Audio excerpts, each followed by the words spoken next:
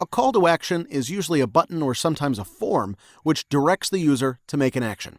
So a button that says "Join Now" is a call to action button. In order to create it, we'll start off with a basic shape. I generally recommend you stay away from the square buttons since they don't look as nice as the slightly rounded ones. So we'll select the rounded rectangle tool and set the radius to 5 pixels. Then we'll draw a decent sized button, pretty wide and tall enough that it can hold 2 lines of text. The next steps are very similar for when creating a main menu. We'll go to the FX panel and select a gradient. A predefined one is fine at this point. What I'm looking for is a nuance that will allow me to use white text with great legibility. Having the gradient set, we will set a stroke that's darker than the actual color. Sometimes you can go with the color at the very bottom of the gradient. Usually that works quite well. Then we'll add a bevel and emboss effect, and as usual, we'll only adjust these 2 settings. So, as you can see, nothing too complicated for the moment. Now let's add some text. We'll press T and click once. Something like "Get Started" is pretty common, so we'll go with that. Let's select a nicer font than Arial. Just scroll through and get a nice one. I usually recommend you use a font that has multiple weights. That means it has regular, bold, italic, etc. After you finish looking for a font, let's add a subtle drop shadow to increase its visibility.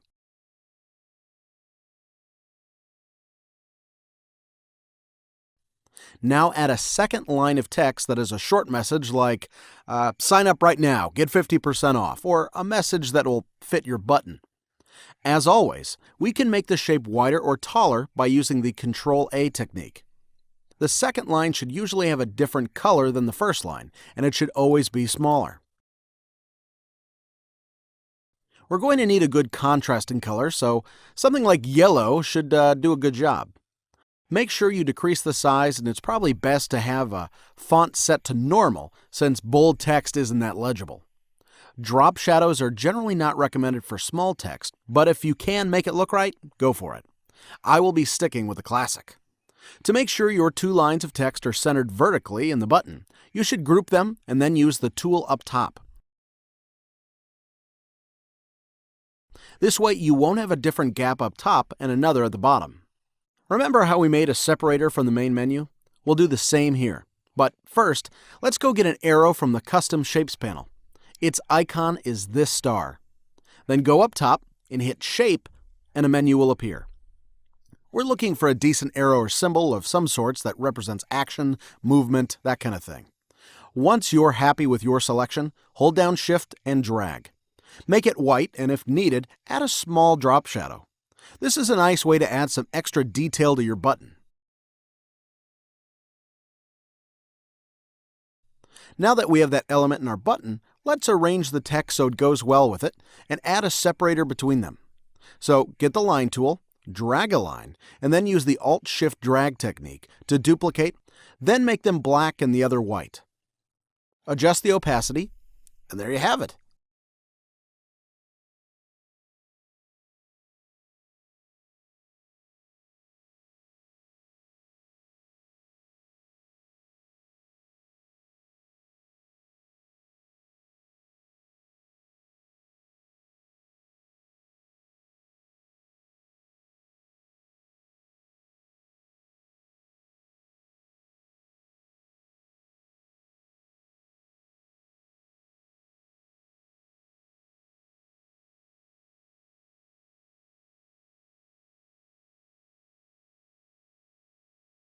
Just in case you want another option, you can make the arrow symbol darker than the button color, then go to the FX panel.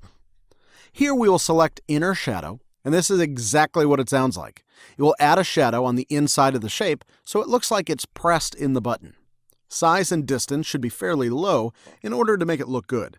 1 to 3 pixels is probably enough. So let's consider this our button, but we want to take it to yet another level. Well, of course, we can add a pattern to it, or maybe some subtle noise, but before we do that, though, we'll duplicate it by pressing Ctrl-J, just in case we mess up. It's always good to have a copy. Now hide one of the layers and continue working on the visible one. First step is to convert it to a smart object, and this is because certain effects completely mask others. For example, you can't have both color overlay and gradient, or a gradient and a pattern. You could play with the blending options, but that's not what I want to do right now. So right-click the layer and make it a smart object, and all the effects will be embedded in the layer and you can't change them anymore. What you can do, though, is add more. So let's go to the FX panel, select Pattern, and get one that will look good with a low opacity. The key here is subtlety. You don't want anything crazy that'll stand out too much. The best call to action buttons have fine details that make them stand out. Just in case you don't find anything that works or that you like, you can use the good old filter, noise, 1%, and boom, you're golden. Want even more for your button? Let's make it look like it's sitting on a floor.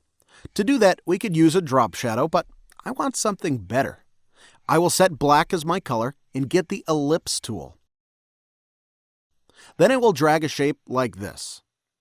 The color should be black and the layer should go underneath your button, so make sure you move it into place. Now select both layers and center them. Then go to Filter, Blur, Gaussian Blur, and press OK. The radius should be adjusted depending on the button. 5 to 7% is usually a pretty good bet. Now lower the opacity to make it less obvious, and if needed, reposition it. Another thing you can do is press Ctrl-T and flatten it a bit. You really have a lot of options here. You can make the button seem like it's floating by creating a darker, more intense shadow and having a bit of a gap between them. You can also have a very subtle shadow very close to the button. It depends on what you want to do in your design. What's important is you understand the principle and how it works. One final thing you could do is create a reflection of the button. To do that, group all the layers into a folder if you haven't done so already. The shadow can be left out. Now duplicate that group with Ctrl-J,